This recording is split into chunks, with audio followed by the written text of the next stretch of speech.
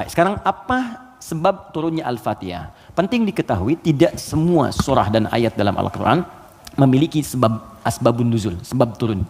Bisa jadi itu sekedar perintah untuk ditunaikan secara langsung. Bisa jadi itu bacaan-bacaan praktek dalam ibadah ketika ibadahnya diperintahkan. Bisa jadi ada sebab turun ketika ada pertanyaan tertentu untuk menyelesaikan sebuah kasus. Al-Fatihah masuk pada bagian yang tidak ada asbabun nuzulnya, tapi menyertai perintah ketika diturunkan.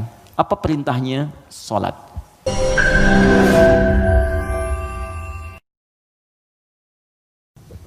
Bismillah. Assalamualaikum warahmatullahi wabarakatuh. Salam.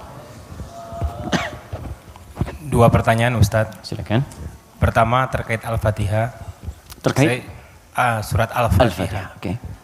Saya ingin bertanya asbabul nuzulnya, kapan diturunkan, bagaimana ceritanya, itu yang pertama. Yeah. Yang kedua, di padang mahsyar nanti. Saya membaca beberapa buku bahwa kehidupan di padang mahsyar nanti itu ada yang mengatakan 30.000 tahun, ada yang mengatakan 50.000 tahun. Bagaimana nasib kita itu? Tadi sempat Ustadz kutip sedikit. Saya ingin mendapatkan penjelasan bagi orang-orang mukmin khususnya yang ada di dunia ini, apalagi di zaman yang penuh fitnah ini, yang amannya bagaimana untuk menghadapi nanti itu. Terima kasih. Assalamualaikum warahmatullahi wabarakatuh. Oke.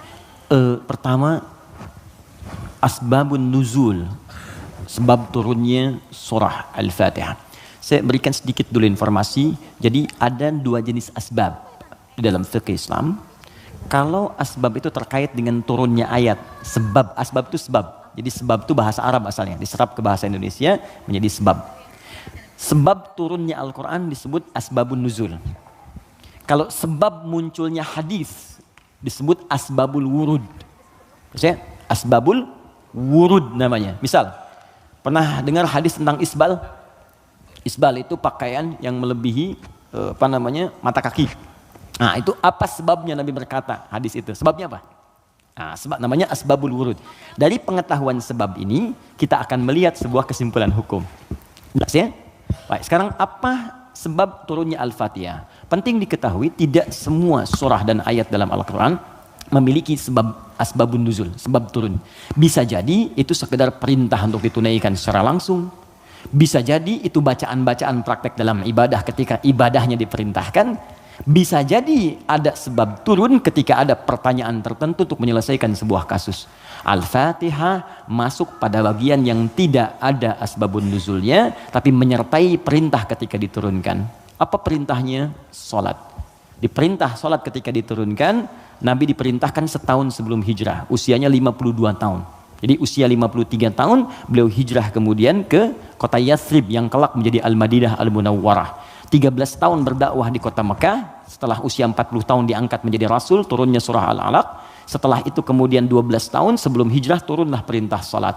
Saat perintah salat itu diturunkan, mesti ada bacaan yang dibacakan. Maka turunlah kemudian Al-Fatihah di situ. Saat turun di situ, kalimatnya Alhamdulillahi Rabbil Alamin, Ar-Rahmanir Rahim, Maliki Yawmiddin, Iyyaka na'budu wa iyyaka nasta'in, Ihdinas siratal mustaqim, siratal ladzina an'amta 'alaihim ghairil maghdubi 'alaihim waladdallin. Kemudian setelah turun digunakan dalam salat. Saat hijrah ke Yathrib yang kelak jadi Al-Madinah Al-Munawwarah, tiba-tiba si kecil namanya Abdullah, anak laki-lakinya Abbas paman Nabi, beda 3 tahun usianya dengan Nabi. Abbas, anak laki-laki Ibnun, maka sering disingkat Ibnu Abbas. Ibnu Abbas nama aslinya Abdullah. Ingat teman-teman, saya berikan rumus sedikit ya. Kalau Anda belajar hadis, menemukan kalimat Ibnu Omar, Ibnu Abbas, itu nama aslinya rata-rata Abdullah. Kenapa dihapuskan nama anaknya dan disebut kemudian nasab ke bapaknya? Untuk memberikan inspirasi kepada orang tua di masa datang bahwa begini cara mendidik anak seperti Nabi mengajarkannya. Jadi kalau anak itu kemudian beramal, orang tua dapat pahalanya. Ya, teman-teman kenal Ibu Umar bin Khattab? Bagus. Oke, baik. Belum ditulis sudah kelihatan kenal Umar bin Khattab, luar biasa. Hari ini spesial. Gak apa-apa mas, saya selesaikan. Datang sendiri, ngajar sendiri, nulis sendiri, ngapus sendiri. Jamaah tinggal nanya, lihat masuk surga, enak banget. Masya Allah. Surga Firdaus lagi. Udah nggak apa, udah selesai. Ya. Mudah nantum ke surga juga. Insya Allah. Bercanda ya, mudah-mudahan nyata. Oke, fokus. Di sini, fokus baik-baik. Yuk. Tadi kita katakan Abdullah misalnya, Ibnun itu anak laki-laki, nggak pakai ini, nggak pakai kepala, gini, Ibnun. Disingkat jadi bin. Bin itu anak laki-laki. Ya, dibuang ininya jadi bin, dipindahkan harakatnya ke sini. Jadi asalnya begini, Ibnun. Kasrah itu sesuatu yang pecah, kecil. Bunyinya lembut, gitu. Ya, makanya perempuan seringkali menggunakan kasrah. Anta, tapi perempuan anti. Ka, perempuan ki. Jazakallah khair. Semoga Allah berikan kepada anda pahala. Ka itu untuk laki-laki. Jazakillah khair itu untuk perempuan. Awas ya, akhwat, penting itu diketahui. Karena saya pernah mengajar pakai batik, pakai peci. Setelah selesai, Ustaz terima kasih memberikan pengajaran. Jazakillah khair gitu ya. Saya masih pakai peci itu. Ya nggak apa-apa lah gitu. Oke. Nah, ibnatun perempuan. Ibnatun anak perempuan. Ini boleh kita hapuskan. Kalau kita hapus ini, yang depan ini, begini, ini dihapus, maka harokat ini pindah ke setelahnya. Geser. Ini ke sini jadi bi, ini ke sini jadi en, bin. Yes? Ini kita hapus, pindah harokatnya ke sini di bi, ini ke sini geser. Bint. Ini bint, maka ini terbuka jadi binti. Ingat? Aisyah binti Abu Bakar. Binti itu maksudnya anak perempuan. Makanya ada Isa bin Maryam. Loh kok bin Maryam? Betul, Isa anak laki-lakinya Maryam. Karena Maryam gak punya anak perempuan. Jelas ya? Nah di ilmu hadis, kalau ada ayah bisa mendidik anak dengan baik, maka nanti sebagai penghargaan bagi orang tuanya, nama anaknya akan dihilangkan, tidak disebutkan, cukup binnya saja nama ayah disebutkan. Umar punya anak namanya Abdullah. Ketika Umar didik dengan baik, saya ini kan pejuang. Saya ini bersama Nabi, saya harus punya anak yang jadi ahli fikih supaya meneruskan perjuangan saya. Bapaknya cukupkan di mana-mana Nabi, anaknya nanti meneruskan ilmunya Nabi. Maka didik oleh Umar. Kalau anda ke Madinah, ini Raudhah, ini masjid yang pertama, awal-awal, sekarang karpetnya hijau semua. Kemudian di sini pintu Babus Salam, di sini makam Nabi, di sini mimbar. Ini pintu Baqi, di sini bab Jibril, pintu 46, bab Jibril. Nah, di sini ke sini ke Awali, di sini ada Baqi, di sini rumah istri-istrinya Nabi semua. Di depan pintu Jibril, bab Jibril. Ya, jadi kalau ada Sayyidah Aisyah, kemudian Sayyidah Zainab binti Jahsi, Saudah binti Zam'ah, semua istri Nabi tinggalnya di sini, depan ini persis. Kemudian di sini, ini ada Abu Ayyub Al-Ansari, Umar bikin rumah di sini. Bikin satu kamar untuk anaknya Abdullah, dihadapkan langsung ke tempat Nabi. Untuk belajar dari Nabi sebelum datang ke majlis ilmunya. Jadi kalau yang lain nunggu di majlis ilmunya Nabi, kalau anak Umar diajarkan oleh bapaknya sebelum Nabi bahkan ke majlis ilmu, sejak keluar dari rumahnya itu bisa melihat bagaimana Nabi jalan, bagaimana Nabi nengok. Makanya anaknya Umar banyak meriwayatkan hadis dari sejak kecil, meriwayatkan 2.800 hadis. Anaknya Umar. Siapa yang punya wasilahnya? Bapaknya. Untuk menghargai bapaknya ini, Abdullahnya dihilangkan di sini, maka disebut nama bapaknya Ibnu Umar, Ibnu Umar, Ibnu Umar. Seakan pesan kepada orang tua di masa datang, kalau kita ingin mendapatkan kebaikan dari Allah, maka didik anak kita dengan baik, kelak orang tuanya pun akan dikenang. Setiap hadisnya kita bahas satu, bapaknya ikut mendapatkan pahalanya. Itu poinnya. Ya. Nah, tadi Al-Fatihah itu tidak ada asbabun nuzulnya. Kemudian ketika sampai di Madinah, Ibnu Abbas, anaknya Abbas, ini persis sama juga. Abbas itu pengusaha, teman-teman. Pengusaha besar, sebelumnya terjebak dengan riba, dibebaskan oleh Nabi. Tinggalkan riba, kata Nabi, dibebaskan. Dan dahsyatnya ketika ribanya ditinggalkan, awal-awal kan turun tuh. Setelah itu naik 2 kali lipat dari sebelumnya. Ribanya hilang, omsetnya naik 2 kali lipat. Nah, beliau sadar saya ini sibuk. Tapi di balik kesibukannya, bayangkan loh, paman Nabi, kerabat Nabi, muslim, mukmin bersama Nabi di surga, sibuk berbisnis, tapi masih punya waktu untuk datang ke majlis Nabi. Setiap akhir pekan datang ke majlis Nabi ke Sufah. Belajar. Karena itu ketika Nabi wafat, Abbas ini sudah mendapatkan 200 hadis. Bayangkan pebisnis hafal hadis 200, itu kan luar biasa. Kalau Quran gampang, hadis itu tak mudah, 200 hadis. Paman Nabi, keluarga Nabi, kerabat Nabi, sibuk, bisnis, kaya juga, masih hafal hadis. Antum siapa? Paman Nabi bukan, kerabat Nabi bukan, tetangga Nabi bukan, kan? Sesibuk apa sih? Sampai untuk baca Quran pun belum punya waktu. Cita-cita masuk surga lagi, kan? Nah, ini beliau sadar, saya ini sibuk nih, berdagang. Maka harus ada yang mewarisi ilmu, anak saya. Maka anak itu dipetakan, teman-teman begitulah, cucunya atau anaknya, ayo disiapkan. Ini anak pertama Qurannya, anak kedua hadisnya. Nggak apa-apa, kalaupun kelak jadi arsitek yang hafal Quran. Oke? Pengusaha yang ahli hadis, nggak apa-apa, banyak. Dulu biasa begitu, Bu. Teman-teman ikhwan, dulu biasa. Antum kalau temukan kitab namanya Bidayatul Mujtahid, kitab bagus perbandingan fikih. Itu kitab fikih tuh, tapi yang nulis dokter bedah.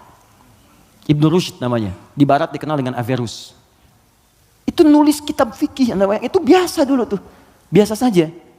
Nah, Abbas ini menginvestasikan anaknya, namanya Abdullah juga, untuk belajar ke majlis Nabi. Jadi setiap bapaknya berangkat titipin. Ketika Nabi wafat, anak ini usia masih 13 tahun. Bapaknya hafal 200 hadis, anaknya hafal 2000 hadis. Dan kalau anak dititipkan di tempat tertentu, maka habit itu akan membentuk dia untuk berperilaku. Tontonan yang dilihat itu jadi karakternya. Kalau dia yang diperlihatkan yang baik-baik, yang keluar baik. Diajarkan kata-kata baik, yang keluar baik.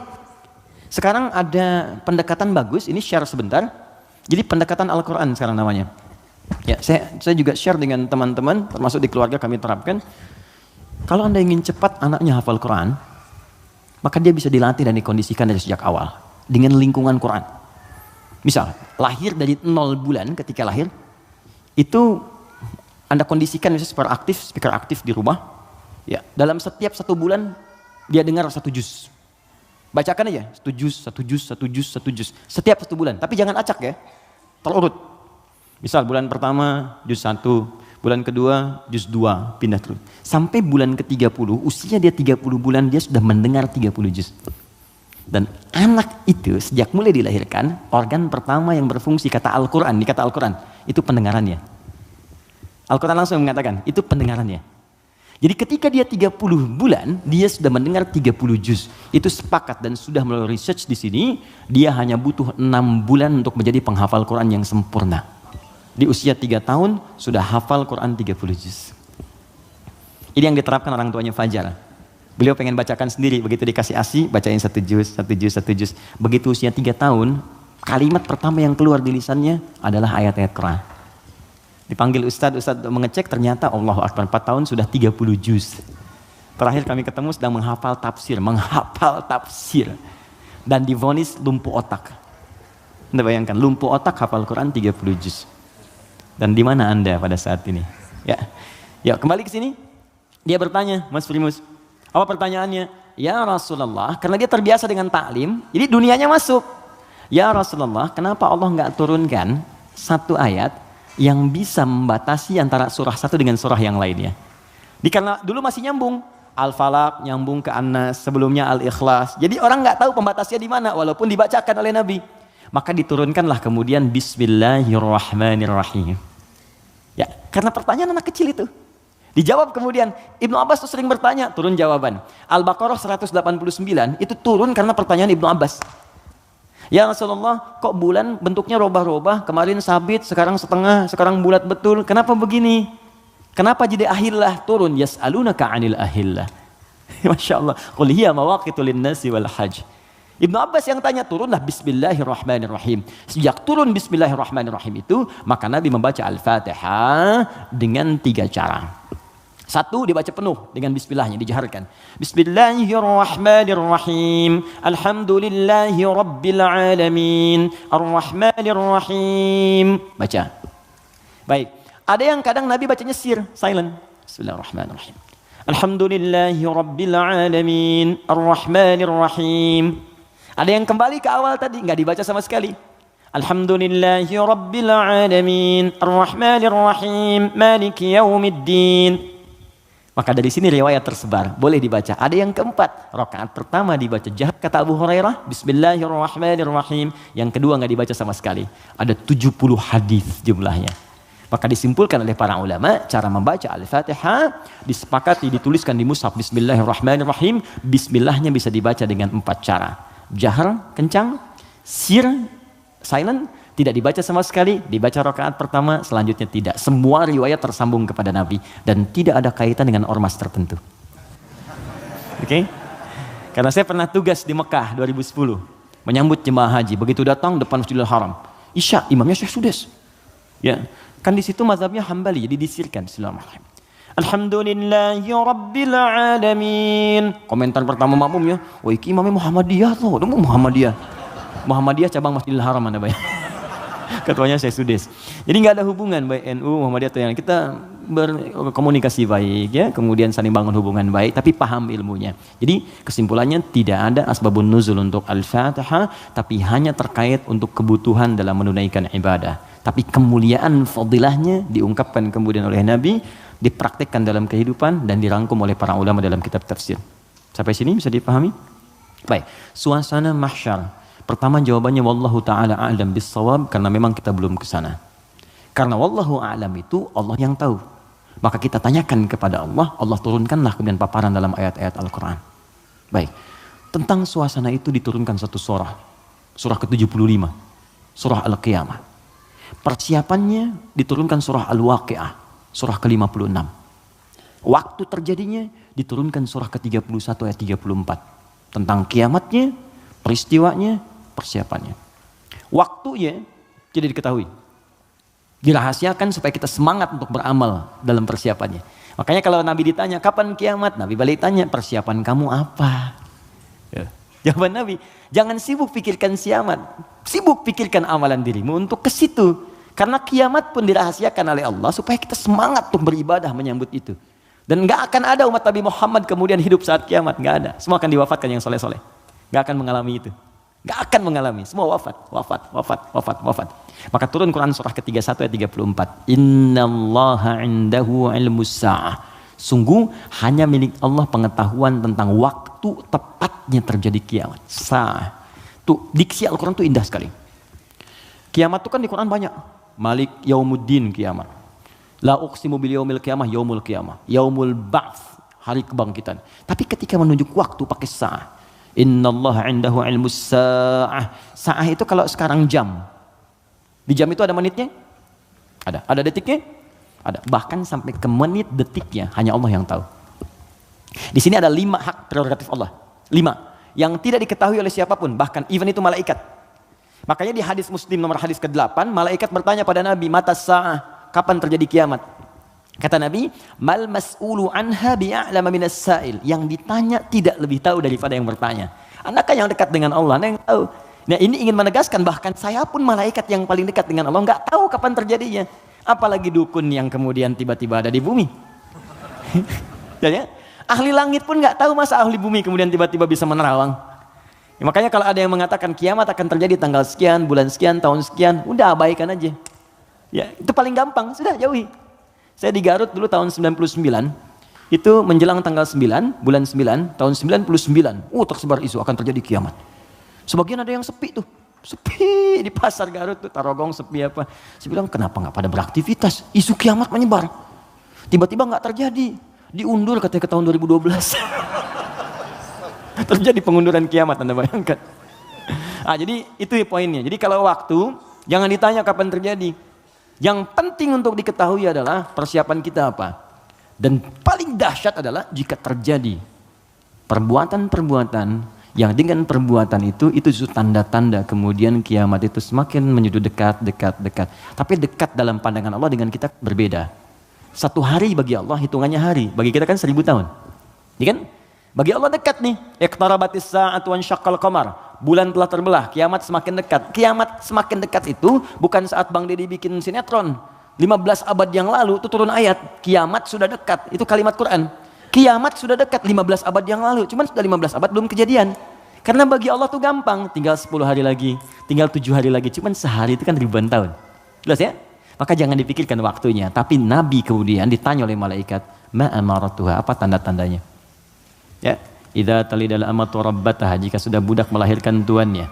Wa antaral khufatal arata, Ya, jika seorang budak melahirkan tuannya, jika engkau melihat seorang penggembala bertelanjang kaki, telanjang dada, kemudian berlomba-lomba meninggikan bangunan. Ya, budak melahirkan tuannya, itu ada yang menyebutkan suasana sudah mulai terbalik. Halal dianggap haram, haram dianggap halal, yang benar jadi salah, yang salah jadi benar, yang benar dibikin disertasi, dibikin tulisan ilmiah, ya tiba-tiba dikalahkan oleh yang salah, gitu kan? Yang salah kemudian menyebar, jadi dianggap biasa. Jika sudah maksiat tingkat yang tinggi dianggap biasa, bukan yang rendah. Zina itu min sab'il mubiqat, 7 yang menyebabkan kehancuran, dosanya besar. Zina itu seperti pembunuhan, dosa besar. Makanya kalau ada yang menghalalkan dosa besar dianggap murtad, keluar dari Islam, dan dia harus bertobat. Harus bertobat. Makanya kita dorong dengan doa, diarahkan lagi, kan? Mungkin karena ketidaktahuannya, kan? Itu cara berpikirnya demikian. Saya tidak mengajarkan mencela, saya menjauhi itu. Ya, kita ajarkan dengan perasaan baik, kita doakan, tak ajarin lagi sepanjang dia masih hidup. Jadi kalau ada teman-teman yang diajak oleh orang lain terpengaruhi, kita sepanjang kita hidup supaya kita saat ditanya oleh Allah, ringan jawaban kita itu aja. Ya. Apa pernah ada nabi mengharapkan umatnya ke neraka? Tidak. Lantas kenapa Anda memvonis dia sebagai ahli neraka? Alih-alih kita vonis, kenapa nggak kita doakan? Allah itu maha kasih, bukan hanya maha menghukum. Rahmat Allah lebih luas daripada hukumannya. Kenapa sekarang banyak sifat hukuman ditampilkan, kasih sayangnya dihilangkan? Yalah, doakan. Share kebaikan, doakan saudari kita, doakan saudara kita, ajak kepada yang baik. Kalau ada berbuat maksiat, sampaikan. Bukan cuma kamu aja yang pernah bermaksiat. Yang lebih buruk daripada kamu pernah ada, dan dia tobat. Masa orang jahiliyah tobat, kamu yang bukan jahiliyah nggak tobat? Nggak keren ah. Gitu. Bagaimana kalau wafat dalam keadaan maksiat? Apa kamu rela ibumu yang sudah mengandungmu melihat anaknya berbuat seperti ini? Kalau kamu kira-kira punya anak, mau nggak kira-kira anak kamu berbuat seperti ini? Seperti itu aja. Di ketika ada seorang minta izin untuk berzina, boleh nggak saya berzina ya Rasulullah? Ya, kata Nabi, bagaimana kalau kemudian ibumu berbuat seperti itu? Bagaimana kalau ibumu dizinai? Bapakmu dizinai? Jangan ya Rasulullah. Ya, itu yang kamu zinai itu boleh jadi kemudian dia ibu bagi anak-anak orang lain. Jadi, seperti itu cara berpikirnya. Jadi kalau kita selalu mengangkat orang untuk mengarahkan pada kebaikan, maka dakwah ini akan semakin luas diterima dalam kemuliaan, dan beban kita pun akan berkurang. Ada saatnya hitam putih itu mesti muncul dalam perkara tauhid. Tauhid itu nggak ada abu-abu, hitam putih. Allah Tuhan, yang lain bukan. Selesai. Tapi fikih itu fleksibel untuk memberikan kemudahan. Sholat nggak bisa berdiri, duduk. Nggak bisa duduk, berbaring. Berbaring sulit, bergerak. Bergerak sulit, berkedip kan? Berkedip sulit, disolatkan. Semua ada turunannya. Ya, selesai sampai tuntas. Oke?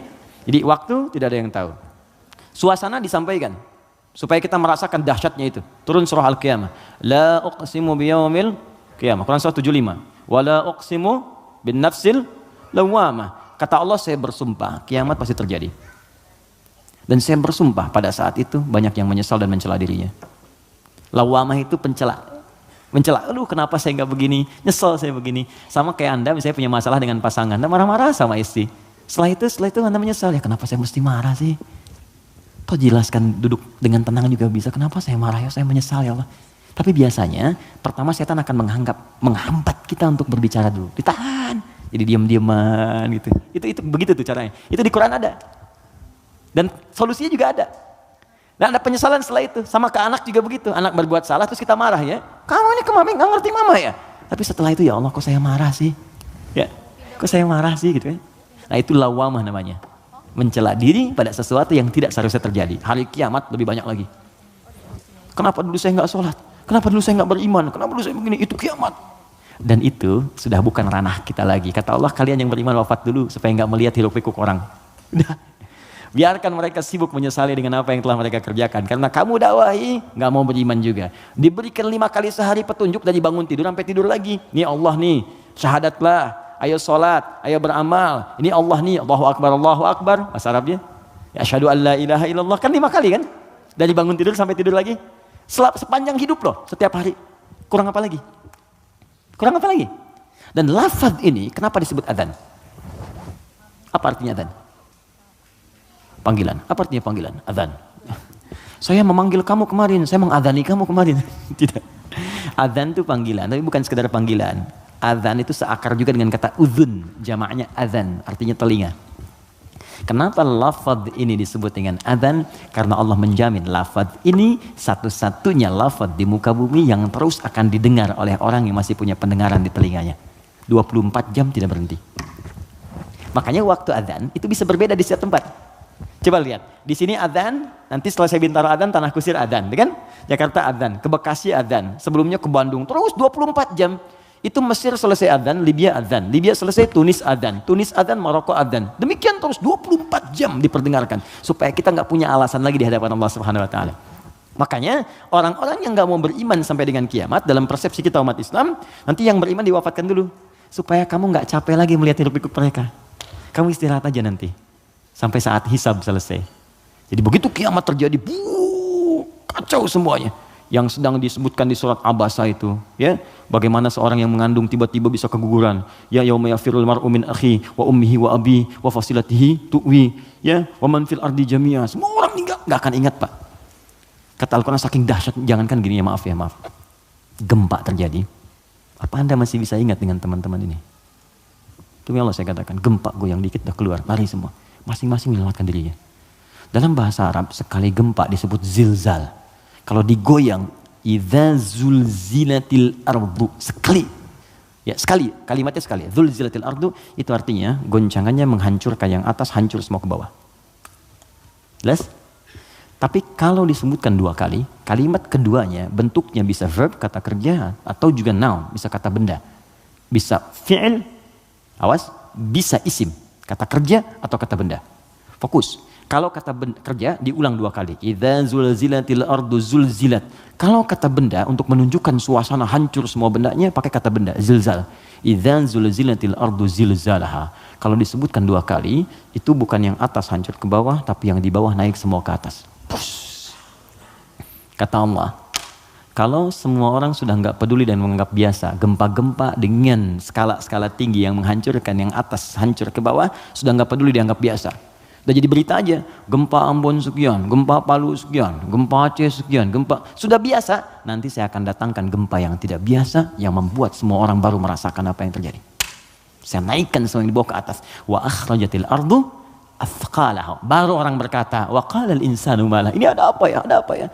Anda ini dikasih gempa biasa aja, yang biasa, itu semua keluar, lari. Bursa efek keluar, yang di pegawai ini keluar, pekerjaan kantor ini keluar semua karena ketakutan. Nanti mau lari kemana? Karena yang di bawah ini diangkat ke atas semua. Puh. Saat itu kita sudah nggak ada. Karena orang beriman oleh Allah tuh diistirahatkan. Istirahat dulu aja, biar hancur semua dulu. Terus baru dibangunkan lagi, muncul lagi. Itu di surah Qiyamah. Al-Qiyamah, suasananya di Abasa ada. Terus cara berbekalnya, bukalah kemudian surah Al-Waqi'ah. Makanya sering kita diminta baca Al-Waqi'ah. Kan berurut tuh, 55, 56, 57 kan? 55 apa? Ar-Rahman, kan?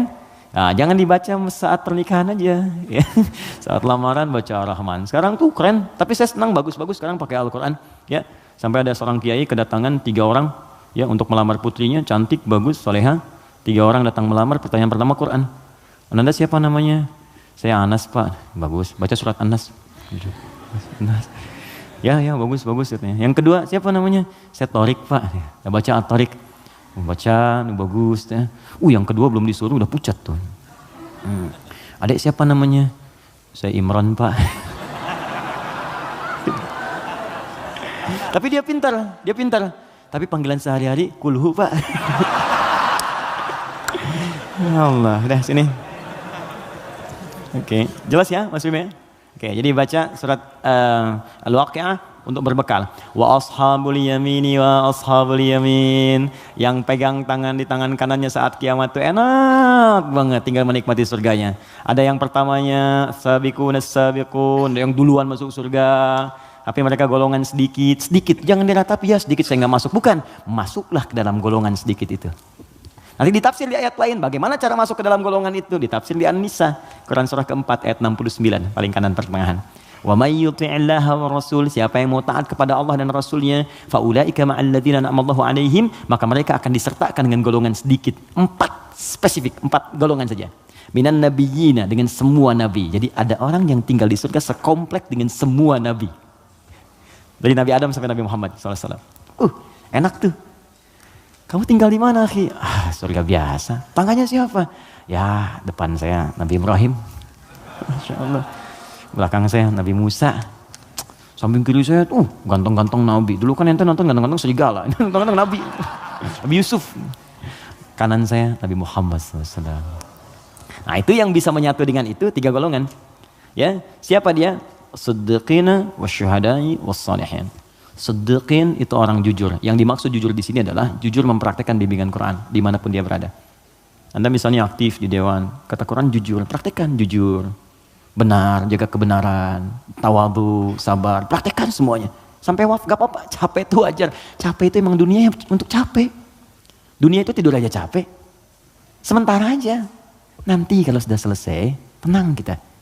Dunia ini capek, sedang tidur dibangunin capek. Nanti kalau sudah selesai, gak akan bisa dibangunin lagi. Benar? Memang tempatnya capek, baru tidur, bangun lagi. Ntar kalau udah tugas kita selesai, beres, tinggal nunggu aja akhirnya begitu selesai. Wah enak, gak akan bangun lagi. Kalau udah selesai, dibangunin juga percuma, gak akan bangun. Nah udah istirahat waktunya tiba. Gak apa-apa, capek dulu aja. Ada waktunya kita tinggal menunun dan mendapatkan apa yang kita telah tenun selama ini. Tenun di dunia dan panen saat kita kembali kepada Allah. Makanya orang-orang baik itu saat meninggal itu ditampakkan pahalanya. Sehingga itu ya betul. Nah, jadi saat mendapatkan itu, penampakan pahala, tenang dia, nyaman. Karena nyaman itu udah gak ingat meninggal. Karena gak ingat itulah perasaannya tenang, seakan-akan tenang, gak sadar, udah lepas dari rohnya. Itu ada di Quran, di surah ke 89 ya, di 89 di ayat ke-27 sampai 30. Al-Fajr. Ya ayyatuhan nafsul mutmainnah, irji'i ila rabbika radiyatan mardiyah. Hei jiwa yang sedang tenang ya tenang aja, tenang ngelihat pahalanya. Banyak ya Allah, alhamdulillah. Lagi tenang-tenang begini tiba-tiba diambil ya nyawanya. Selesai. Irji'i ila rabbika radiyatan mardiyah. Cepat pulang ke sini kepada Rabbmu. Aku ridho dengan amalmu, engkau pun akan ridho dengan pemberianku. Fadkhuli fi ibadi, engkau masuk dalam golongan hambaku terbatas. Wadkhuli jannati, aku siapkan surga untukmu dari sekarang. Semoga kita diberikan bagiannya insyaallah. Assalamualaikum Ustaz, Assalamualaikum warahmatullahi wabarakatuh. Bagaimana caranya untuk mempunyai self control yang baik? Saya merasa saya selalu mendapatkan apa yang saya mau, tapi ada satu kendala sehingga saya tidak bisa mendapatkan hal tersebut. Bagaimana supaya saya bisa mengendalikan ego saya? Baik, ada 2 caranya. Pertama, Al-Quran menganjurkan untuk merenungkan setiap tindakan yang kita lakukan, akibatnya akan seperti apa. Merenungkan akibat dari sebuah tindakan disebut tadabbur namanya. Dari dabara, sesuatu yang di belakang, tadabbur. Jadi kalau mau berbuat, difikirkan dulu. Ya. Makanya ada kisos di Islam. Kisos itu diturunkan sebetulnya untuk merenungkan. Sebelum berbuat, rasakan hal yang sama saat Anda kemudian mendapati itu. Turunlah Quran surah kedua, Al-Baqarah, dari ayat 178 sampai kemudian ayat ke 182. Sebelum sampai kemudian di ayat 183-nya untuk puasa. Di rangkaian ayat itu Allah menyampaikan ketika Allah buka dengan kalimat kutiba alaikumul qisasu fil qatla, nanti Allah sampaikan walakum fil qisasi hayatun ya ulil albab. Hei orang-orang yang masih punya pikiran, saya turunkan kisos ini sebetulnya supaya kamu merasakan kalau kamu berbuat begitu bagaimana resikonya. Makanya turun, cubit lagi. Kemudian pukul lagi. Kalau ada yang bunuh lagi. Jadi tahu resikonya supaya merasakan kalau punya akibat begitu bagaimana. Di pelajaran pentingnya bukan karena kisosnya, kata Allah itu bisa menjaga nilai kehidupan. Jadi kalau orang tahu kalau mencoba membunuh akan dibunuh lagi, dia gak akan membunuh. Gitu. Kalau orang tahu merasakan rasa sakitnya dicubit, dia gak akan nyubit. Karena itu kata Quran, bahasa paling damainya adalah pikirkan dulu sebelum berbuat. Apa akibatnya? Nah sekarang coba teman-teman yang egonya gak bisa dikontrol misalnya kan, coba pikirkan dulu. Kalau kira-kira orang lain menerima perlakuan seperti yang Anda lakukan sekarang, bagaimana rasanya? Anda diperlakukan begitu seperti apa? Istri mau marah sama suami mau marah sama istri, sebelum marah pikirkan dulu, kira-kira kalau saya marah bagaimana perasaannya? Kalau saya dimarahi bagaimana rasanya? Itu yang pertama. Kalau itu belum bisa meredakan sedikit karena memang setan menguasai, maka Nabi berikan jalan. Pertama, fasta'idz billahi minasyaitonir rajim. Istighfar dulu. Minta kepada Allah supaya dijauhkan dari setan. Kalau bahasa doanya, Rabbi inni a'udzubika min hamazatis syayatin wa a'udzubika ayyahdurun. Kalau bahasa kitanya, saya nggak hafal Ustaz bahasa Arabnya, boleh pakai bahasa Indonesia. Ya Allah, mohon lindungi aku dari pengaruh setan sekarang ya Allah.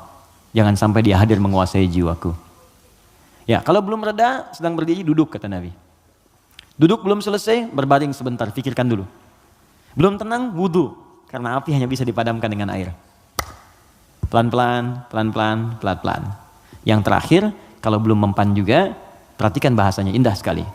Bagaimana kalau sangat Anda sedang tidak bisa mengontrol ego itu, lalu Anda berbuat maksiat, Anda wafat. Itu aja.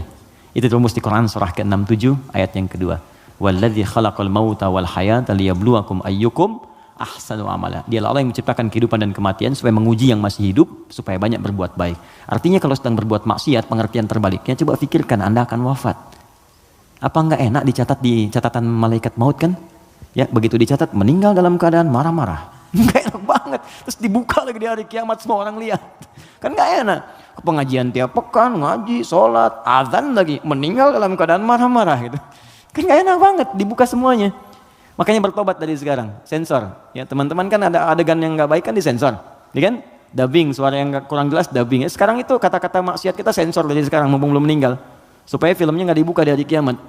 Ya, saat hisab kan dibuka semua. May ya'mal mithqala dzarratin khairan yarah wa may ya'mal mithqala dzarratin syarran yarah. Yang sedikit pun baik akan ditampakkan, yang jelek akan diperlihatkan. Maka yang buruk-buruk kita hilangkan dari sekarang. Wallahu taala a'lam bissawab. Saya ingin bertanya, saya ingin jawab. Jika saya datang sholat berjamaah telat, Ustadz, jika saya datang sholat berjamaah telat, pertanyaan saya, kenapa Anda telat? Orang lain bisa tepat, Anda telat, kenapa? Ayo ya, kita coba sesuaikan.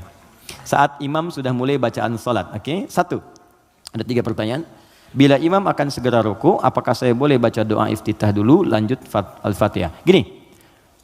Ruku itu saya pernah jelaskan, itu seakar dengan kata rakaat, berasal dari kata ruku. Artinya kalau imam sudah mendapatkan ruku ya, Allahu Akbar ruku, lalu Anda ikut ruku. Nah kalau Anda sudah ikut ruku itu artinya Anda dapat 1 rakaat, paham ya? Dapat 1 rakaat. Nah sekarang persoalannya adalah ketika imamnya masih berdiri, terus tahu akan ruku dari bacaan jahar kelihatannya, ya. Walam yakul lahu kufuwan ahad, mau ruku nih, Anda datang takbir. Allahu Akbar. Apa yang harus saya lakukan Ustaz? Kalau masih sempat baca Al-Fatihah 3 ayat saja. Bismillah, Alhamdulillah, Ar-Rahmanir-Rahim. Langsung ke Al-Fatihah. Lewati iftitahnya. Langsung. Bismillahirrahmanirrahim. Alhamdulillah Rabbil Alamin. Ar-Rahmanir-Rahim. Langsung takbir lagi kemudian ruku. Ikuti imam. Itu sah. Kenapa? Karena ukuran surah dalam Al-Quran yang paling pendek itu 3 ayat. Al-Kautsar. Inna a'tainakal kautsar. Fasholli rabbika inna syani'aka huwal abtar. Mengambil ukuran terpendek. Jadi kalau kita bacakan 3 ayat di Al-Fatihah ini sudah cukup langsung ruku. Tapi kalau imamnya ruku, Anda datang, maka itu sudah selesai. Maka Anda langsung takbir, Allahu Akbar, langsung ruku. Contoh, boleh? Depan. Bismillah.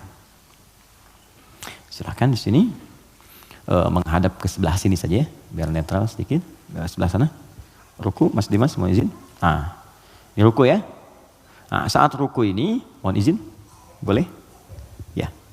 Ya, antum, bukan yang belakang. Bismillah. Jangan begini, sedang ruku. Imam, maju sedikit Mas. Mohon izin luruskan ya dengan meja ke sini. Nah ini datang terlambat misalnya kan? Mas Buk, kenapa terlambat? Yang lain kan bisa pas gitu, Anda harus terlambat. Jangan diulang lagi ya. Nggak baik seperti itu ya. Sini. Oke, ini sudah ruku, fokus, ini datang. Maka cukup takbir, Allahu Akbar. Oke, langsung ruku. Allahu Akbar. Ikut ruku. Ya, dan nggak usah baca Al-Fatihah lagi, langsung ruku. Baik, cukup. Mohon izin, maaf. Nah, ini dalilnya ini hadis Nabi sallallahu alaihi wasallam, "Innama ju'ilal imamu liyutamma bihi." Sungguh imam dijadikan untuk diikuti, faqiraatul imam qiraatul ma'mum. Kalau Anda nggak bisa menjangkau bacaan imam karena imam sudah masuk ke rakaatnya berikutnya, ruku, maka bacaan imam sudah mewakili makmumnya. Jelas? Tapi jangan sengaja menunggu imam ruku. Belum ruku, masih panjang, tenang aja. Minum, begitu ruku. Allahu Akbar. Lumayan. Nah, ini nggak tepat. Ya, silakan. Syukran. Makasih. Mohon maaf ya. Paham ya? Nah, ini bagian pertama. Jadi itu 1, oke, 2. Atau saya langsung baca Al-Fatihah dan mengikuti imam ruku, sudah selesai saya jawab. Bila saya baca Al-Fatihah menyebabkan saya tertinggal ruku, apakah saya tidak usah membaca dan langsung mengikuti imam ruku? Bila seperti itu apakah saya harus menambah rakaat di akhir karena saya baca Al-Fatihah? Karena ada yang bilang kalau berjamaah Al-Fatihah ditanggung imam. Oke, saya sudah jelaskan semua ya. Ya, pertanyaannya sudah selesai, sudah saya jelaskan keseluruhannya. Ada yang lain? Baik. Assalamualaikum Ustaz. Waalaikumsalam warahmatullahi wabarakatuh. Ini belum saya baca. Jika kita berobat ke tempat semacam Pak Haji, mungkin Anda bukan kita, saya tidak ikut.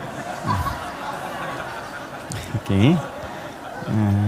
Jika Anda berobat ke tempat semacam Pak Haji yang orang sebut, lalu Anda dikasih obatnya, air minum, yang doakan, apakah itu masuk syirik atau bagaimana Ustaz? Mohon pencerahannya Ustaz. Tergantung. Jika Anda minta doa, tabarruk dengan doa itu wasilah supaya mohon berdoa, didoakan kepada Allah. Anda bisa berdoa sendiri, minta, ya, dan bisa saling mendoakan. Nabi kadang saling mendoakan dengan sahabat, doakan. Bahkan Nabi minta dibacakan oleh Abdullah bin Mas'ud Al-Quran. Abdullah bin Mas'ud datang sini, coba bacakan surat ini. Kata Abdullah bin Mas'ud, ya Rasulullah, Anda kan yang Nabi, tapi saya ingin mendengar bacaanmu. Sesama sahabat saling mendoakan, biasa, saling ketemu, doakan, itu biasa. Dan boleh, adabnya boleh. Anda ketemu ulama, minta doa. Dulu kami begitu, bertemu ulama, minta doa, Syekh, doakan kami. Sekarang agak beda, orang ketemu Ustaz, minta foto. Ketemu ulama, minta selfie deh. Lengkapilah dengan doa yang ditempatkan di hati, itu doanya. Ya, doanya, minta doa kebaikan. Nah, boleh Anda, silahkan kalau datang. Itu dalilnya diantaranya Quran surah ke-5 tadi, ayat 35. Ya ayyuhalladzina amanu taqullaha wabtaghu ilaihil wasilah. Hai orang-orang beriman, tingkatkan takwamu kepada Allah, cari wasilah untuk mendekat kepada Allah. Apa diantaranya? Kisah yang paling tepat untuk menjawab ini adalah tentang Al-Fatihah itu.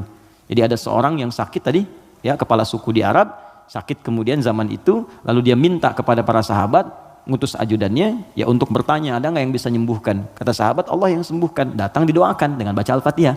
Itu kan paling gampang. Ketika didoakan itu dengan baca Al-Fatihah, sembuh. Saat sembuh itu dikasihlah kemudian kambing beberapa ekor. Takut, dibawalah kepada Nabi. Ini indah sekali. Dilaporkan kepada Nabi karena takut kambing itu gratifikasi. Tuh, ini bagus sekali. Jadi takut nih, saya takut salah nih, dibawa ke Nabi. Nabi, tadi ada orang sakit. Terus minta bantuan, saya ingat ajaran Anda, baca Al-Fatihah, saya bacakan. Habis itu dikasih kambing begini. Nabi langsung senyum, ketawa, tabassama dhahikan. Gitu kan? Kurang lebih. Kata Nabi, tahu dari mana engkau Al-Fatihah bisa punya manfaat seperti itu? Maka kata Nabi, bagikan kambingnya, coba berikan aku bagiannya. Maksudnya Nabi, yuk kita nikmati sama-sama itu. Silakan kita nikmati, syukur kepada Allah Subhanahu wa taala. Ini artinya dalil yang membolehkan kita datang minta doa misalnya. Ya, ke orang saleh, ulama, tapi syaratnya kita pun berdoa dulu, minta sama Allah. Minta, lalu Allah lebih senang kita minta kepada Allah dengan bahasa hati kita. Setelah itu kita berwasilah minta pada orang saleh yang baik, minta kebaikan, lalu dia doakan kepada kita semua. Jelas sampai sini? Baik. Kalau ada yang khusus semacam tertentu, ada pengaruh jin atau apa, biasanya dia diangkat tuh, mengangkat sesuatu yang bukan dari tempatnya. Ini bukan dari tempatnya, saya angkat, ini spidol, tempatnya bukan dalam gelas, lalu saya angkat. Jin tempatnya bukan di tubuh kita angkat. Bahasa Arabnya raka, ya, raka yarka, atau raka yaraki tarqiyatan wa ruqyatan, maka disebut ruqyah namanya. Terus ya, ada ruqyah. Ruqyah itu macam-macam, ada yang dengan bacaan saja, ada yang dengan air misalnya, air terus diminum, ya. Ada yang dulu ruqyah terkenal sekali, orang soleh, dia sakit, punya anak sakitnya lumpuh semua. Nah begitu lumpuh, ini orangnya baik sekali, kesolehannya nampak pada prasangka baiknya. Jadi semua yang datang prasangka baik aja. Malam-malam, Bu, bayangkan ada perampok datang tengah malam. Ini kisah ini sangat populer sekali. Perampok serombongan datang ke rumahnya. Karena prasangka baik ini dikira mujahid fisabilillah mampir. Dulu kan bukan kayak kita sekarang kan, rombongan mujahid dengan ini kan nggak kelihatan tuh. Malam-malam datang dikira mujahid. Begitu dibuka pintu, oh ahlan wa sahlan, mujahid, masya Allah, silahkan masuk. Bayangkan perampok disuruh masuk. Disebut mujahid fisabilillah, datang. Akhirnya apa yang terjadi? Silahkan, duduk dulu, istirahat dulu, mandi dulu. Dimintalah berwudu semua. Tolong para mujahid silahkan berwudu dulu. Ya, wudu supaya apa? Salah satunya, ternyata di bawah keran itu dia simpan bejana untuk menampung air wudu mereka. Ini kisah nyata, benar terjadi. Jadi bukan rekaan, di kisah nyata sampai riwayat kepada kita dan valid riwayatnya. Jadi orang-orang salaf dulu. Di begitu air wudunya tumpah ke situ, dan dia melihat orang-orang perampok tadi, kok ada anak ini nggak bangun. Ya kata mereka ke bapak tadi, ini siapa? Ini anak saya, dia kena lumpuh katanya. Oh gitu, udah duduk, dijamu dengan makan semua. Udah rapi, suruh wudu, makan, pulanglah mereka. Nah, begitu pulang, ini yang menarik. Beberapa pekan kemudian datang lagi. Dibuka lagi mujahid, katanya Masya Allah. Yang buka siapa? Yang buka anak yang lumpuh tadi. buka langsung. Kaget loh, kemarin kan lumpuh dia, sekarang bisa buka katanya kan. Lalu bapaknya keluar nyambut lagi, Masya Allah, kami meraih keberkahan dari jihad Anda, Anda bayangkan. Karena positive thinkingnya. Bertanya, ini kenapa bisa sembuh? Air wudhu, masih ingat gak air wudhu yang pernah engkau pakai itu dalam wudhu itu? Saya mandikan kepada anak saya, dengan izin Allah sembuh dia. Perhatikan ketika seorang berprasangka baik kepada Allah Subhanahu wa Ta'ala akan berubah segalanya. Lalu perampok tadi kemudian terjatuh semuanya, nangis tersungkur, sujud di hadapan Allah Subhanahu wa Ta'ala, nangis tobat di situ. Sebetulnya kami bukan mujahid, kami perampok katanya. Dan sebagainya. Tobat. Jadi bayangkan hanya dengan wasilah anak yang lumpuh dalam keadaan tadi dia menjadi mulia seluruhnya. Ya. Tapi ingat Syekh Hashim Muhammad Hashim bin Asy'ari Hadratus Syekh pendiri Nahdlatul Ulama. Beliau mendirikan NU tanggal 31 Januari ya 1926. Itu beliau dirikan NU, punya kitab 19 kitab. Di kitab kedua namanya Risalah Ahlus Sunnah wal Jamaah. Di halaman yang ke-12 paling kiri sebelah bawah. Ya, itu beliau sampaikan begini. Hati-hati. Wa minhum al-abahiyuna, hati-hati ada aliran yang menyimpang di tanah Jawa. Itu diungkapkan di tahun 1333 Hijrah. Sekarang 1431. Sudah berapa tahun? Ya kurang lebih 100 tahun lah ya. Kurang lebih 100 tahun. Kata beliau, ada aliran abahiyun. Siapa itu? Tokohnya itu ahli zikir. Zikir. Tapi cara zikirnya melahirkan kesimpulan yang menyimpang. Apa kesimpulannya? Kalau sudah dekat dengan Allah, fala yantabiqu alainal amru wan nahyu. Karena sudah merasa dekat dengan Allah dengan zikirnya, maka sudah tidak berlaku lagi perintah dan larangan. Di sholat sudah nggak berlaku lagi karena sholat itu masih latihan. Kalau zikir sudah dekat dengan Allah, nggak usah sholat lagi. Maka kalau Anda menemukan yang seperti ini, kata beliau, jauhi, karena itu mengajak pada kesesatan. Anda datang tiba-tiba, ya mungkin panggilannya kiai gitu kan. Ya pakai jubah lebih lebar daripada Batman. Kadang-kadang kan tertukar lah sekarang. Sekarang atribut kiai dengan dukun itu disama-samain, ini susah gitu kan. Pakai. Datang, Anda konsultasi, nanya, Anda nggak tahu, karena nggak tahu itu. Tiba-tiba waktu zuhur tiba, Allahu Akbar, Anda tanya, Pak Yai kok nggak sholat dulu kita? Adek ini, kalau Pak Yai fisiknya di sini, rohnya sedang sholat. Kalau yang seperti itu tandanya dukun, tinggalkan, jauhi. Ya. Kata beliau disebut sesat, kata beliau ya. Ada kawan kami titip pertanyaan, baik titipkan jawaban kepada beliau. Dulu dia pencaharian utamanya jadi bandar judi. 2 tahun lalu dia tobat, alhamdulillah mau hijrah. Dia membuat bisnis kain yang bidangnya halal, sembako.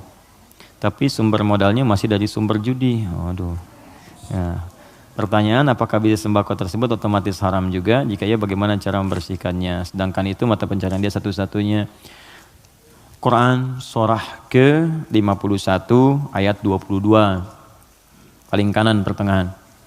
Wa fis samai rizqukum wa ma tu'adun.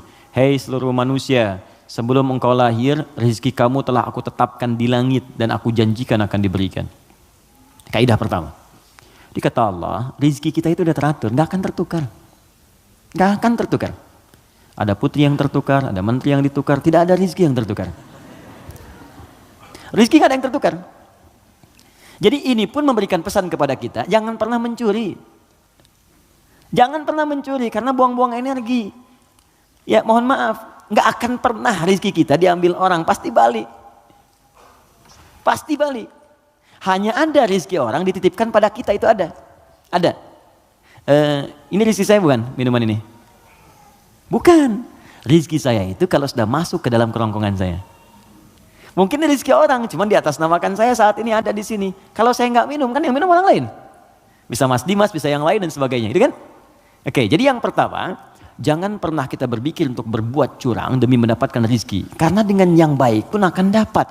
Kalau Anda bisa mendapat dengan cara yang halal, kenapa mencari dengan cara yang haram? Paham ya? Makanya Allah batasi kita, jangan cari yang haram, rugi nanti kamu. Ya sudah, harus dikembalikan lagi kepada yang berhak. Setelah itu menderita juga. Coba bayangkan, bukankah kalau ada orang yang korupsi, ketahuan, ditangkap dia, dikembalikan lagi kemudian apa yang dia dapatkan? Karena TPPU, ya tindak pidana pencucian uang diambil semua kan? Itu saking sayangnya Allah, jangan menyebar rezeki yang haram, ambil semua. Bahkan yang telah diinvestasikan pun tarik lagi. Kenapa? Karena ini bersumber dari yang haram. Kalau yang haram berproses terus dipakai lagi kepada yang lain, maka haram akan menyebar keharamannya. Maka yang pertama, jangan takut kehilangan rezeki. Jangan takut. Karena semua akan diberikan sesuai dengan janji Allah. Nah, bagaimana cara kita mendapatkannya? Turunlah Quran surah ke-2 Al-Baqarah ayat 168. Paling kanan sebelah bawah. Ya ayyuhan nasu, hai semua manusia, kulu mimma fil ardi halalan tayyibah. Oh. Hai semua manusia, kalau ingin dapat rezeki maka kerja. Ayo cari makan. Allah cuma minta bergerak aja, kerja. Kalau ada keluar dari diri kita untuk bekerja, bergerak aja, rezeki turun. Silakan kreatif, sekarang banyak kreativitas. Ada yang dengan peluit, prit, 2.000, makasih Pak. 5.000, makasih Om. 10.000, makasih Bos. Tuh, dia jadi bos Anda tuh. Itu aja, sehari dapat berapa gitu. Ya. Jadi kalau bergerak sedikit aja, bergerak tuh dapat. Tapi ingat kata Allah, halalan thayyibah. Ambil dengan cara yang halal. Nanti yang halal itu, kalau Anda dapatkan, thayyibah, cari yang dibutuhkan. Ini yang kedua, ini yang sering banyak salah.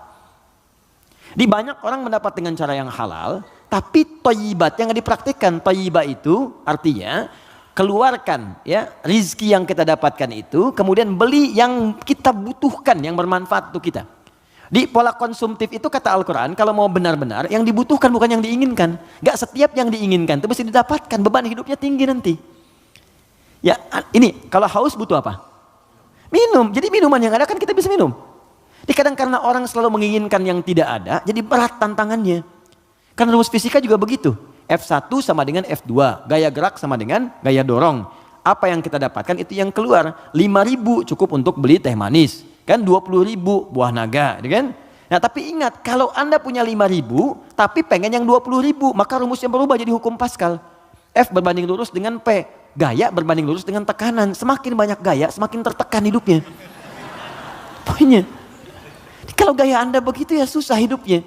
Makanya Quran katakan gaya itu disesuaikan dengan pendapatan. Apa yang didapatkan, cari yang dibutuhkan. Gak semua yang pengen mesti dibeli.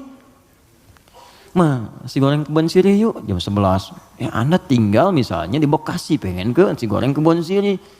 Paksain padahal yang keliling banyak gitu kan. Kejar sampai ke sana macet-macetan. Nikmati aja, entah kita nikmati di sana. Nyampe sana tutup. Gak dapat apa-apa. Paham ya? Nah jadi itu poinnya. Jadi berusaha dengan cara yang halal, Allah kirimkan rezekinya. Apalagi Anda orang beriman. Kalau orang beriman, apalagi tadi hijrah, sudah tobat, itu seketika Allah jamin.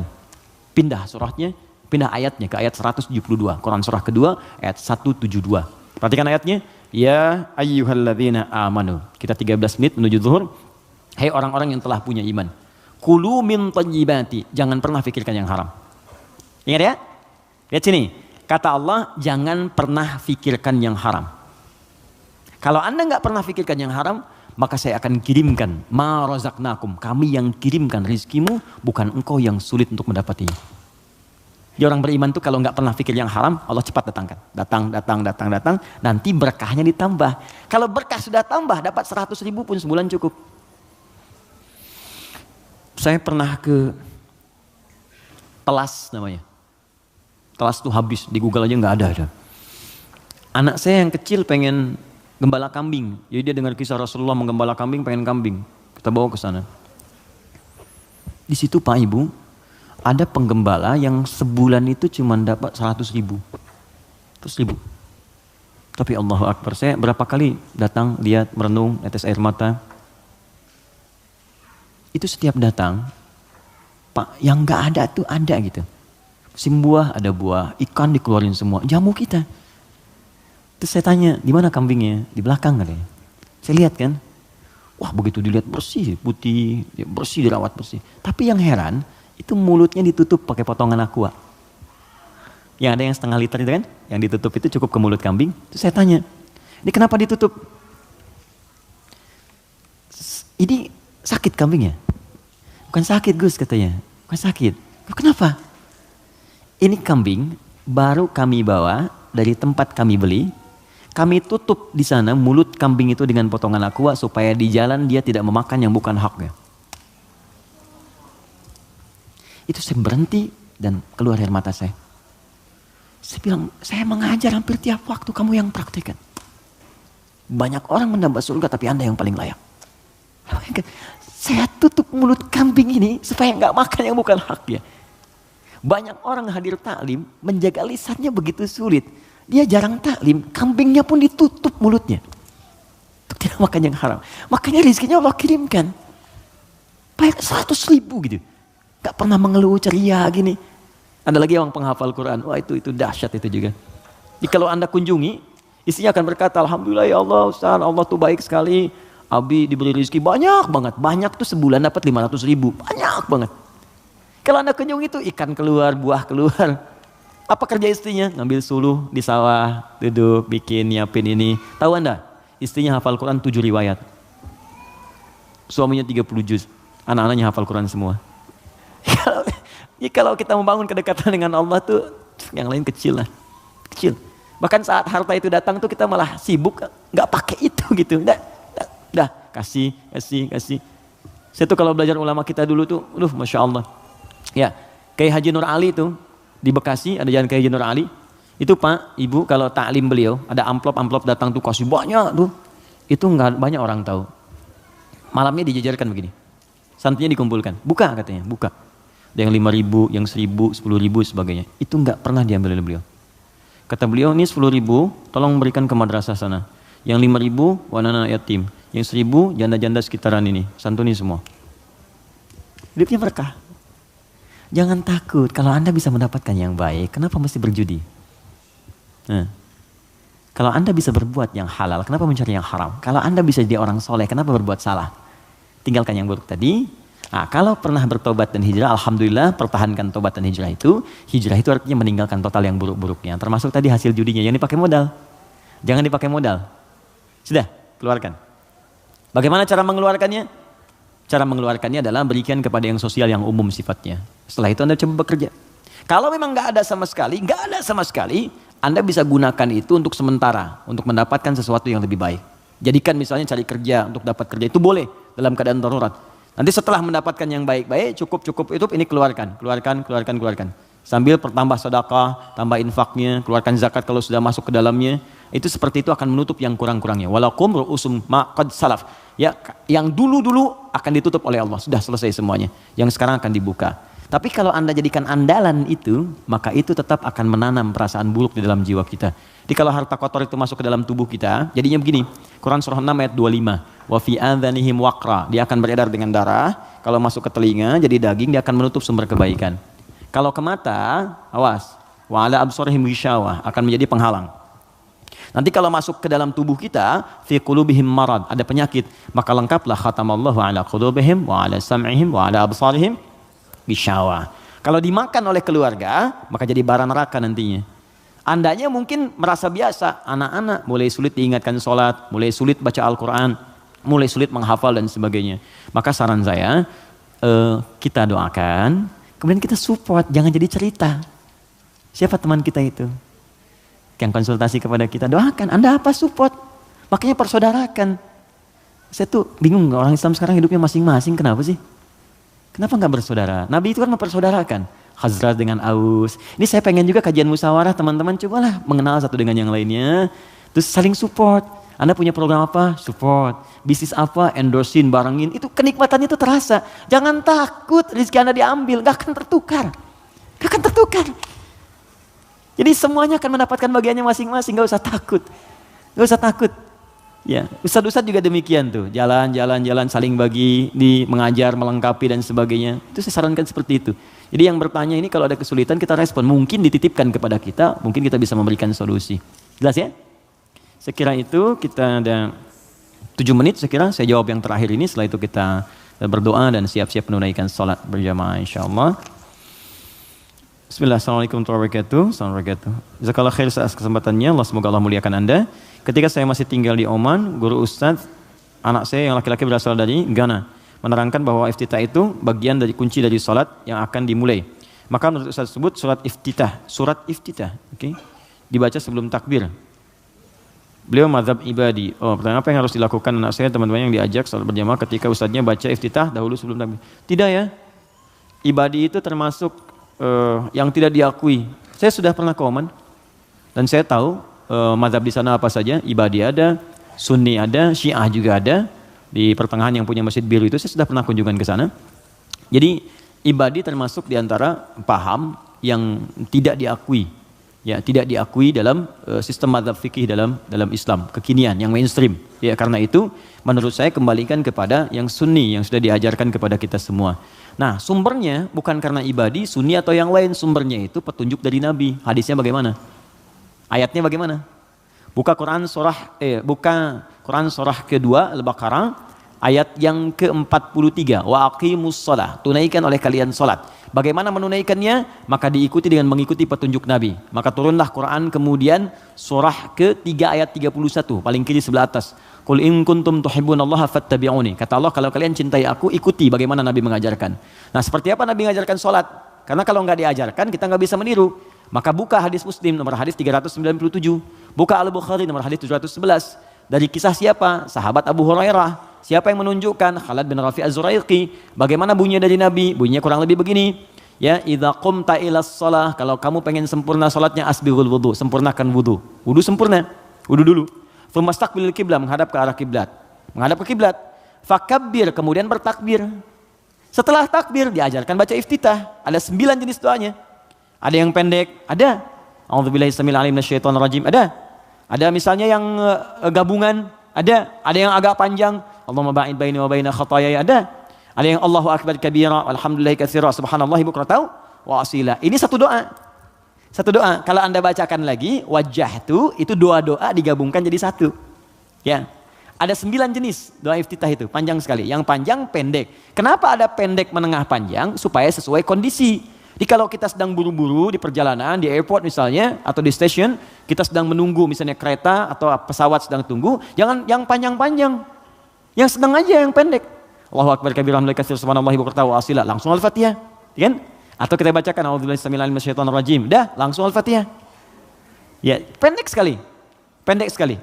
Ya, jadi begitu kita kemudian bacakan, masuklah Al-Fatihah. Tsumaqra Fatihatul Kitab, kemudian baca Al-Fatihah. Tsumaqra ma tayassara minal Quran, kemudian bacakan apa yang paling ringan yang bisa kita bacakan. Surat pilih setelah Al-Fatihah. Summa falyarka, setelah itu kemudian kamu ruku. Ya hatta tatma'inna raqian. Jangan dulu kamu bangun sampai kamu tenang rukunya. Semuanya lengkap. Dijelaskan dari awal, dari wudu sampai salam selesai. Dan tidak pernah dijelaskan oleh Nabi baca iftitah sebelum takbir.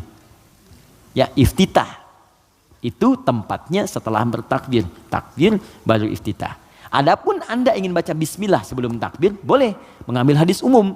Apa hadis umumnya? Kullu amrin dzibalin la yubda'u fi bismillahirrahmanirrahim fa huwa abtar. Setiap perbuatan baik yang tidak dimulai dengan bismillah maka terputus nilai pahalanya. Ustadz, tapi kan Nabi nggak contohkan. Tahu dari mana? Nabi nggak contohkan. Itu bukan nggak dicontohkan, saking jelasnya nggak usah dicontohin lagi. Paham? Pernah Anda lihat Nabi makan apel baca bismillah? Pernah Anda lihat Nabi baca pakai pakaian baca bismillah? Tidak ada hadis contohnya. Tapi kalimat umumnya ada. Untuk makan baca bismillah, makan apa saja. Gak usah dirinci. Jadi semua perbuatan baik itu dalilnya. Jelas ya? Tapi sholatnya dibuka dengan takbir. Baru dimulai hukum sholat itu saat dibuka dengan takbir. Ditutup kemudian dengan salam. Kalau digoda setan, ta'awudz ada. Fasta'idz billahi minasyaitonir rajim. Makanya ada orang sebelum sholat baca ta'awudz. Ada yang baca An-Nas. Karena dia berdoa minta supaya setan dijauhkan dari pengaruhnya saat sholat. Paham di sini? Baik ya, saya kira seperti itu yang kami terangkan. Semoga ada manfaatnya. Kalau apa yang saya sampaikan ada benarnya, itu hanya titipan saja dari Allah untuk diamalkan. Tapi kalau salah, berarti memang mutlak dari kekurangan ilmu yang Allah titipkan kepada saya. Anda bisa share kembali dengan ustadz-ustadz yang lain, belajar dengan mereka, dan dapatkan nilai-nilai kebaikan yang kiranya bisa menambah wawasan kita semua. Pesan saya, jangan saling mencela, jangan saling merendahkan, belajar yang baik, saling tolong-menolong dalam kebaikan, bersahabat yang baik. Mungkin itu yang bisa memberikan hidayah dalam hidup kita. Ya, saya ucapkan terima kasih. Sebelum diakhiri, saya ingin sampaikan beberapa pengumuman. Yang pertama, saya tidak bosan-bosan mengatakan bahwa hidup kita itu terbatas. Suatu saat pasti pulang.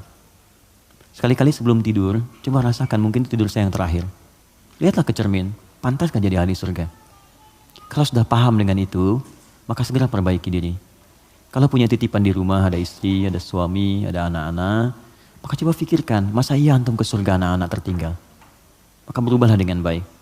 Ya, berjamaah dalam kebaikan dan itu semua akan ringan untuk dilakukan. Bismillah mulai. Kalau sadar akan wafat, pasti tidak akan main-main dalam hidup. Itu satu.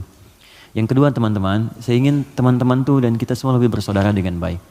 Bersaudaralah dengan baik sehingga kita bisa share nilai kebaikan itu lebih mudah untuk dikerjakan. Kalau ada yang kurang dari teman-teman, jangan dieksplor kekurangannya. Kita ajak dalam kebaikan. Minimal doakan dalam sujud kita di tengah malam supaya dapat kebaikan. Yang ketiga bersabar, setiap orang punya ujian. Ada ujian di keluarga, ada ujian di pekerjaan. Bukan cuma Anda aja yang punya masalah. Nabi dulu punya masalah. Semua Nabi punya masalah dan lebih besar daripada kita. Nabi Ayub sakitnya nggak seperti kita, lebih parah. Nabi Muhammad dilempar kotoran, Nabi Muhammad dilempar batu. Masa kita cuma dilempar kata-kata kemudian langsung turun dan tidak mau kembali jadi baik.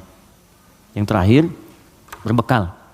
Ya, sekarang saya insya Allah bahagia sekali.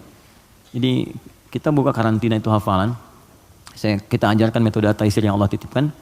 Itu senang sekali lihat anak-anak, ada yang 9 tahun, 12 tahun, 17 tahun, sampai yang 46 tahun, ada ikut menghafal Quran. Yang paling indah 24 hari hafal Quran 30 juz. 25 hari, ada yang 30 hari. Jadi begitu selesai, pada nangis tuh. Ya, nangis terus nelpon orang tuanya datang, nangis semua. Ada ya Allah, itu luar biasa. Pokoknya kalau dapat sesuatu tuh, kalau kita punya amalan baru, dan kita menuntaskannya, ada perasaan tuh indah dalam hati kita. Ayo coba mulai. Yang mau saya sampaikan, orang lain sudah mulai, jadi kalau Anda nggak mulai, Anda tertinggal. Tertinggal. Ayo mulai. Anak-anak lihat sekolahnya di mana, ajarin sholatnya. Cari sekolah yang bagus, fisikanya, matematika, tapi sholatnya juga bagus. Qurannya bagus. Supaya ada pengaruhnya, ada ketenangan di hidup. Nih ya, Anda sedang capek, terus Anda pulang ke rumah, anak Anda yang 4 tahun, itu sedang baca Quran. Walaupun cuma Al-Ikhlas, itu tenang hati Anda. Ya, ayo mulai, dan semoga Allah muliakan kita semua. Apa yang bisa saya bantu, saya akan bantu semaksimal yang saya bisa lakukan. Ya, kalau saya sudah menyerahkan semuanya, Anda belum berubah juga, saya tidak tahu dengan cara apa lagi saya harus memberikan motivasi kepada Anda semua. Alhamdulillahirabbil alamin, ahmaduka hamdan syakirin, hamdan na'imin, hamdan yuwafi ni'amahu yukafi mazida. Ya Rabbana lakal hamdu wa lakal syukru kama yanbaghi li jalali wajhikal karim wa li 'azimi sultanik. Allahumma salli wa sallim wa barik ala rasulikal karim nabiyyikal amin sayyidina Muhammadin wa ala alihi wa sahbihi ajma'in. Rabbana la tada' lana fi maqamina hadha wa fi kulli maqamin dhanban illa ghafartah. Ya Allah, mohon sayangi kami ya Allah tanpa kecuali. Jika ada pendosa seberat apapun dosanya, ya hadir di tempat ini atau jauh dari kami, maka mohon ya Allah dengan segala rahmat-Mu, keikhlasan amalan mereka, mohon ya Allah, ampuni seluruh dosa-dosa mereka. Wala hamman illa farajtah. Jika ada yang hadir di tempat ini khususnya, hadir dengan kegelisahan dalam hatinya, jangan biarkan dia meninggalkan tempat ini kecuali Engkau telah tenangkan keadaan jiwanya. Allahumma wala asiran illa yassartah. Duhai Allah, mohon ya Allah, jika ada di antara kami yang tengah dirundung kesulitan di pekerjaannya, di rumah tangganya, kehidupan sosialnya, dengan segala keikhlasan amalnya, jangan biarkan dia keluar dari tempat ini kecuali Engkau telah mudahkan segala urusannya. Allahumma wala maridun illa syafaitah. Duhai Allah, jika ada di antara kami yang tengah Engkau uji dengan penyakit seberat apapun, maka mohon dengan ketulusan hijrah dan kebaikannya, angkat dan sembuhkan segala penyakitnya. Allahumma asli ahwala ma yuqarribuna ila ridhaka ya Allah. Ya Allah, kami mohon, kami ingin berubah jadi orang baik, kami ingin berubah menjadi soleh dalam pandangan-Mu, maka mohon kuatkan niat kami ya Allah. Berikan kami bimbingan untuk berubah lebih baik daripada pandangan-Mu. Allahumma ati anfusana taqwaha wa zakkiha anta khairu man zakkaha anta waliyuha maulaha. Ya Allah, kami tidak menguasai jiwa kami tidak mampu mengendalikan diri kami, maka kami mohon kepada Engkau pemilik jiwa kami, bersihkan semua kotoran yang melekat pada jiwa kami. Jadikan bersih dan jernih ya Allah keadaan jiwa kami untuk memberikan respon positif dalam tindakan kami. Allahumma idza kana hadzal yaum ya Allah min baqiyati ayyamina faj'al baqiyata ayyamina ya Allah hayatan thayyibah. Duhai Allah, jika memang masih terbentang luas kesempatan untuk hidup, beraktivitas bagi kami dari mulai saat ini, maka mohon jadikan sisa hidup kami lebih baik daripada sebelumnya. Wa idza kana hadzal yaum ya Allah min akhir hayatina faj'al akhir hayatina husnal khatimah. Ya Allah, kami mohon jikapun memang hari ini adalah hari terakhir kami hidup di muka bumi ini, di dunia ini, kami mohon ya Allah, wafatkan kami dalam keadaan husnul khatimah. Wafatkan kami dalam keadaan husnul khatimah. Tawaffana muslimin ya arhamar rahimin wa qawwi lisanana kulakum tauhid la ilaha illallah. Ya Allah, kami ingin wafat dalam keadaan muslim, dan kami ingin saat wafat nanti ya Allah dalam sakaratul maut untuk mudah mengucapkan kalimat la ilaha illallah Muhammadur Rasulullah. Ya Allah, mohon terima amalan kami, terima sakaratul maut kami dalam keadaan yang tenang dengan kalimat-Mu ya ayyatuhan nafsul mutmainnah irji'i ila rabbika radiyatan mardiyah fadkhuli fi ibadi wadkhuli jannati. Allahumma ya Allah auladana, ya Allah anak-anak kami ya arhamar rahimin, anak-anak kami ya Allah, berikan bimbingan kepada mereka agar dapat memberikan mahkota kepada kami di akhirat nanti, agar amalan mereka memberikan syafaat kepada kami dengan izin-Mu ya arhamar rahimin. Jauhkan mereka dari pengaruh buruk di lingkungan mereka ya Allah. Jika kami wafat dan mereka masih hidup, maka mohon lindungi mereka ya Allah. Perhatikan mereka ya Allah. Mereka yang kau titipkan kepada kami, jangan jadikan beban kami ya Allah di hari kiamat nanti saat menghadap kepadamu. Allahumma alhiqna bis salihin wa alladhina an'amta alaihim minan nabiyyin was-siddiqin wasyuhada'i was-salihin wa hasuna ulaika rafiqa. Ya Allah, kami mohon di akhirat nanti pertemukan kami dengan Rasulullah sallallahu alaihi wasallam, para nabi, orang-orang soleh, orang-orang jujur, para syuhada. Allahumma akhi bainana ya arhamar rahimin. Ya Allah, persaudarakan kami yang hadir pada saat dalam kebaikan dan rahmat-Mu ya Allah. Jauhkan kami dari perpecahan ya arhamar rahimin. Jauhkan kami dari kehinaan ya Allah. Tenangkan kehidupan kami, rumah tangga kami. Jauhkan dari perbuatan yang dapat mengundang siksa dan murka-Mu ya rabbal alamin. Rabbana atina fid dunya hasanah fil akhirati hasanah wa qina adzabannar. Allahumma waffiqna li na'mal ma ta'allamna ya Allah. Berikan kami bimbingan untuk mengamalkan apa yang telah kami pelajari agar dapat mendapatkan ridha dan rahmat-Mu. Bifadlika subhana rabbika rabbil izzati amma yasifun wa salamun alal mursalin. Subhanakallahumma wa bihamdika asyhadu an la ilaha illa anta astaghfiruka wa atubu ilaik. Wa akhiru da'wana alhamdulillahi rabbil alamin. Terima kasih untuk semuanya. Mohon maaf atas kekurangan yang mungkin didapati. Assalamualaikum warahmatullahi wabarakatuh.